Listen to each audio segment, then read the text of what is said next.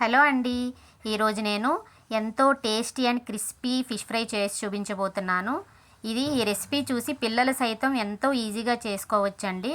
దీనికి కావలసిన పదార్థాలు: పావు టీ స్పూన్ పసుపు, అర టీ స్పూన్ సాల్ట్, అర టీ స్పూన్ కారం,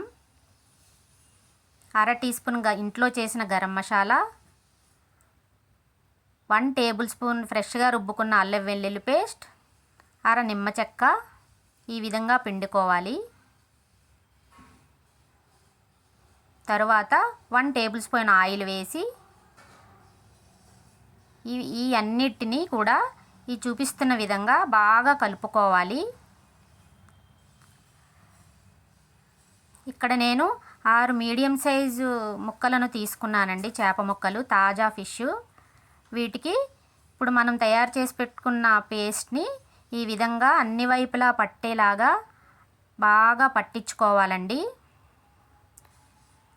ఇలా అన్నిటికీ పట్టించుకున్న తర్వాత ఈ చేప ముక్కలన్నిటినీ ఒక బౌల్లోకి తీసుకొని అరగంట లేదా ఒక 1 అవర్ ఫ్రిడ్జ్లో పెట్టి మ్యారినేట్ చేసుకోవాలి. ఇప్పుడు మనం ఒక పాన్ తీసుకొని 2 స్పూన్ల ఆయిల్ వేసుకోవాలి. ఆయిల్ బాగా కాగనివ్వాలండి, పొగలు కక్కనివ్వాలి ఆయిల్. అప్పుడే మనకి ఫిష్ ముక్కలు అనేవి అంటకుండా వస్తాయి. ఈ విధంగా అన్ని ఫిష్ ముక్కలను ఇలా మనం ఒకదాని తర్వాత ఒకటి పరుచుకోవాలి. హై ఫ్లేమ్నే మెయింటైన్ చేయాలండి 5 నిమిషాల వరకు, లేదంటే చేప అడుగు పడుతుంది.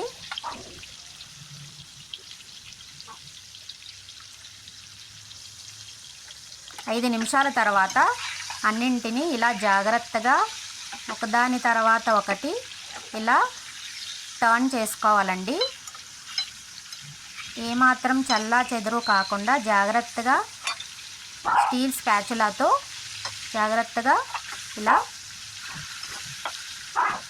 టర్న్ చేసుకోవాలి. ఇప్పుడు ఈ ముక్కలను మళ్ళీ ఇంకొక 5 నిమిషాలు మీడియం ఫ్లేమ్ మీద ఉంచి ఒక్కసారి మాత్రమే ఇలా టర్న్ చేసుకోవాలి. అంతేనండి, ఎంతో tasty and crispy fish fry ready అయ్యింది. దీన్ని మనం ఒక ప్లేట్లోకి ఈ విధంగా ఉల్లిపాయలని రౌండ్గా కోసుకొని నిమ్మ చెక్కతో రెస్టారెంట్ లుక్ వచ్చేలాగా గార్నిష్ చేసుకోవచ్చు. దీన్ని మనం భోజనానికి ముందు స్టార్టర్ రూపంలో కూడా తీసుకోవచ్చండి, లేదా రైస్లోకి సాంబారు పప్పు కాంబినేషన్తో కూడా చాలా అద్భుతంగా ఉంటుందండి.